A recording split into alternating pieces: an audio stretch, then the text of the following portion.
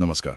आज हम सनातन धर्म के दो आप कह सकते हैं बहुत गहरे और आपस में जुड़े कॉन्सेप्ट्स पर बात करेंगे। हाँ कर्म और पुनर्जन्म। जी। ये वो आइडियाज हैं जो हमारे लाइफ, डेथ, हमारे एक्शंस के क्या नतीजे होते हैं बिल्कुल। और आत्मा के जो ये लंबी जर्नी है उसे समझने का एक अहम फ्रेमवर्क देते हैं। सही कहा। और हमारी आज की ये चर्चा जो है जी। वो मुख्य रूप से पुराणों पर, भगवत गीता पर और दूसरे जो सम्मानित आध्यात्मिक ग्रंथ हैं जी उन पर आधारित है। हाँ, क्योंकि इनमें काफी विस्तार से बताया गया है इनके बारे में बिल्कुल। तो चलिए शुरू करते हैं कर्म से। सबसे पहले कर्म है क्या? मतलब आमतौर पर तो हम इसे एक्शन या काम समझते हैं। हाँ, फिजिकल एक्शन। हाँ, फिजिकल एक्शन। लेकिन ग्रंथों के हिसाब से ये सिर्फ वहीं तक सीमित नहीं है। नहीं, बिल्कुल नहीं। इसमें हमारे शब्द, हमारे विचार, यहाँ तक कि हमारी नियत, इंटेंशंस, वो सब कर्म के दायरे में आ जाते हैं। अच्छा। और इसका जो मूल सिद्धांत है वो बहुत सरल है। जैसा बोओगे वैसा काटोगे। Cause and effect. राइट, जैसा बोया वैसा काटा। तो इसको और समझने के लिए क्या इसे बांटा गया है किसी तरह? हाँ, बिल्कुल। कर्मों को समझने के लिए मुख्य रूप से 3 कैटेगरीज में बांटा जाता है। पहला है संचित कर्म। संचित। हाँ, संचित मतलब जमा किया हुआ। ये हमारे पिछले सभी जन्मों के जितने भी कर्म हमने किए हैं उनका एक तरह से टोटल अकाउंट है। बाप रे, मतलब बहुत सारा होगा ये तो। हाँ, बिल्कुल। फिर दूसरा है प्रारब्ध कर्म। प्रारब्ध, ये सुना है काफी। हाँ, ये वो हिस्सा है संचित कर्मों का जिसका फल हमें इस करंट लाइफ में मिल रहा है। अच्छा। हमारा शरीर कैसा होगा, किस परिवार में जन्म होगा, हमें क्या सुख दुख मिलेंगे, हमारी परिस्थितियां कैसी होंगी, ये काफी हद तक प्रारब्ध से तय होता है। तो मतलब जो हमें मिला है इस जन्म में। हाँ, मोटे तौर पर। और तीसरा है क्रियमाण कर्म। क्रियमाण। क्रियमाण कर्म वो है जो हम अभी कर रहे हैं इस जन्म में। हमारे आज के एक्शंस, आज के विचार, आज के शब्द। अच्छा, तो ये फ्यूचर के लिए है। हाँ, यही कर्म हमारे फ्यूचर के प्रारब्ध को शेप करते हैं और साथ ही ये हमारे संचित कर्मों के खाते में जुड़ते भी जाते हैं। ओह, तो ये साइकिल चलता रहता है। बिल्कुल। तो एक तरह से देखिए, प्रारब्ध वो है जो हमें मिला है, हमारी स्टार्टिंग कंडीशंस, और क्रियमाण वो है जो हम उन कंडीशंस में करते हैं। यहीं पर फ्री विल का कॉन्सेप्ट आता है। ये तो बहुत इंटरेस्टिंग है। मतलब प्रारब्ध ने हमें एक स्टार्टिंग पॉइंट दे दिया, लेकिन क्रियमाण कर्म से मतलब हमारे आज के चॉइसेस से हम अपना आगे का रास्ता बना रहे हैं। बिल्कुल सही।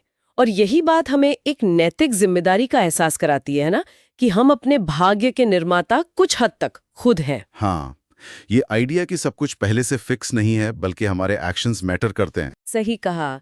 ये कोई सजा या इनाम का सिस्टम जैसा नहीं है, बल्कि ये एक नेचुरल लॉ है, कॉज एंड इफेक्ट का नियम, जो हमें अपने कर्मों के प्रति जागरूक होने के लिए कहता है। बिल्कुल।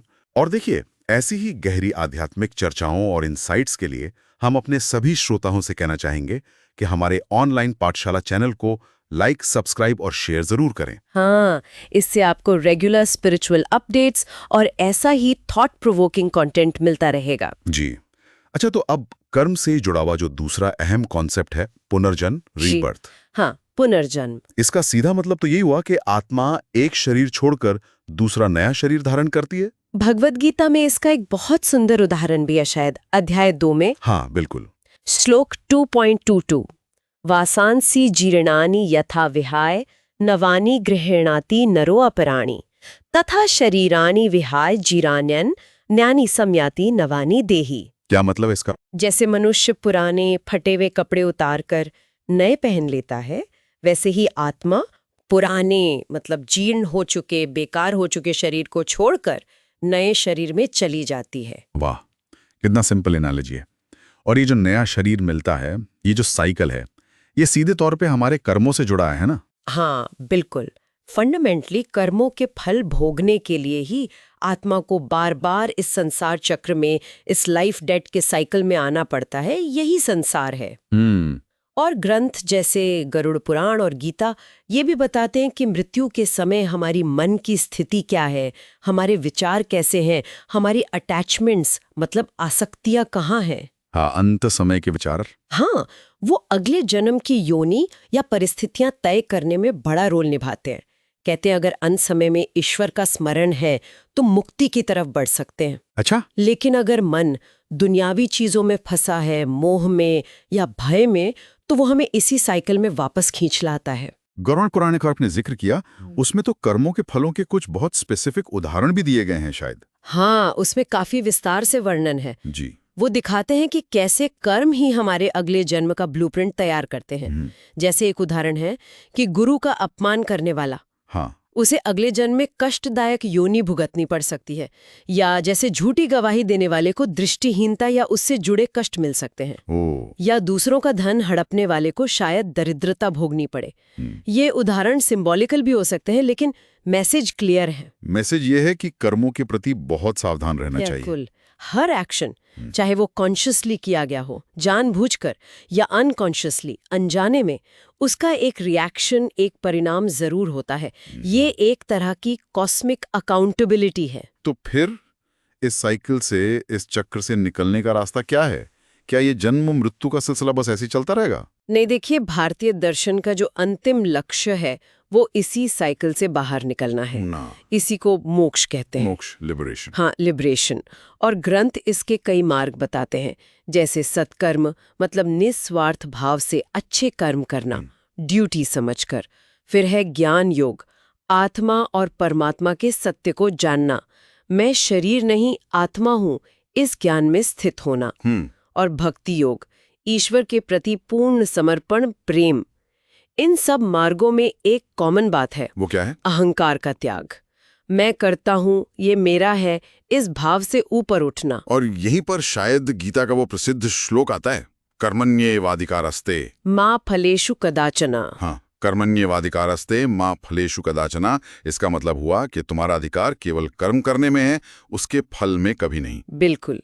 फल की इच्छा या चिंता किए बिना अपना कर्तव्य निभाते जाना, यही निष्काम कर्म योग है। मतलब कर्म तो करना है। हाँ, कर्म से भागना नहीं है, क्योंकि कर्म से ही प्रारब्ध कटता है और नया क्रियमाण बनता है। लेकिन फल की अटैचमेंट से मुक्त होकर कर्म करना है। ये बहुत पावरफुल आइडिया है जीवन में बैलेंस लाने के लिए। बिल्कुल। तो संक्षेप में अगर कहें तो कर्म और पुनर्जन्म के ये सिद्धांत हमें यही सिखाते हैं कि हमारा जीवन हमारे ही कर्मों का रिफ्लेक्शन है और हम अपने भविष्य को अपने आज के कर्मों से संवार सकते हैं। ये एक बड़ी जिम्मेदारी का भाव जगाता है। हाँ, बिल्कुल। और हाँ, अगर आप में से कोई स्तोत्र पाठ, रंगोली या संगीत के माध्यम से अपनी आध्यात्मिक यात्रा को और गहरा करना चाहते हैं तो हमारी ऑनलाइन क्लासेस भी चलती हैं।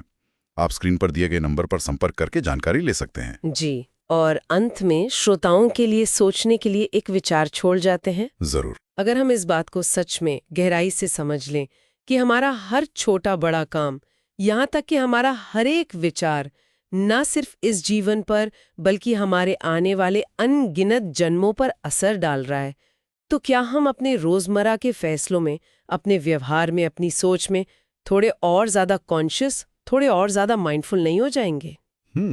ये सोचने वाली बात है। इस पर विचार जरूर कीजिएगा। बिल्कुल। चलिए, इसी विचार के साथ आज की चर्चा समाप्त करते हैं। धन्यवाद। धन्यवाद।